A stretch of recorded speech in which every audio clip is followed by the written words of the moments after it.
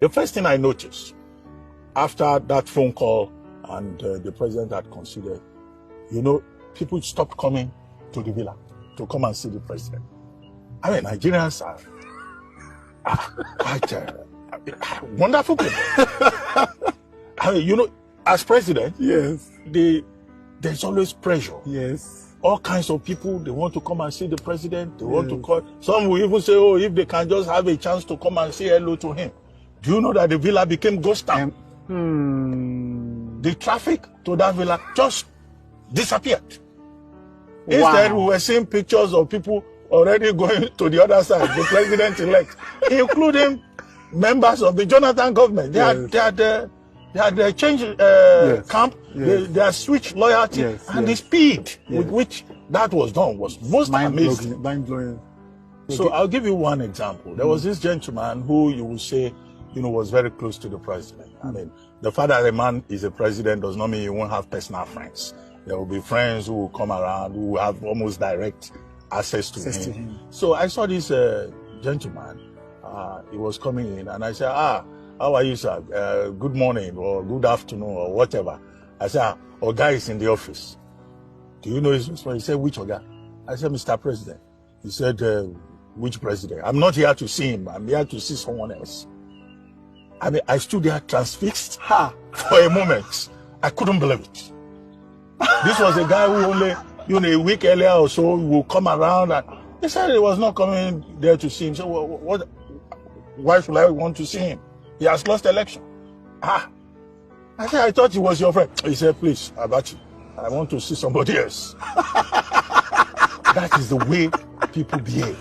Oh my God.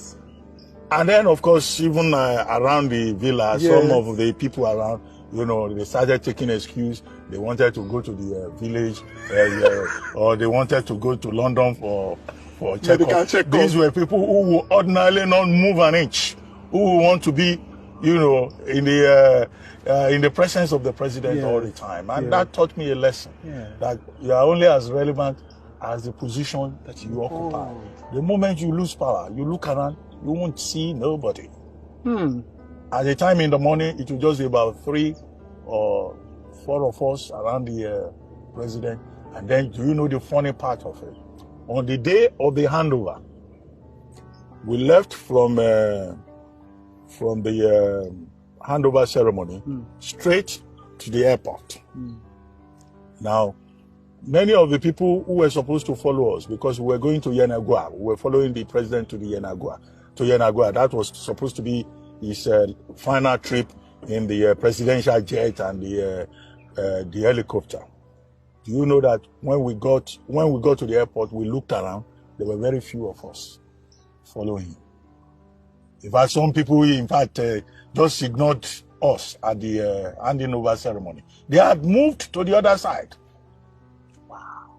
And then when we got to the airport, to the presidential wing, do you know that the people there, they didn't want to open the presidential lounge for us? The president had just handed over. He was on his way back.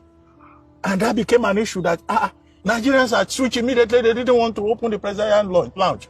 They said, no, that, there's another president now. So was he expected to sit outside? Until people waited in and the place was open. So little things like that. And you just see that this life, people, they relate to power from a standpoint of opportunity. But as you know, President Jonathan is always very calm. He's a very, God-fearing man. He didn't bother himself. But it's people like us around him who will be saying, no, this is not right. How can you, treat a president like this?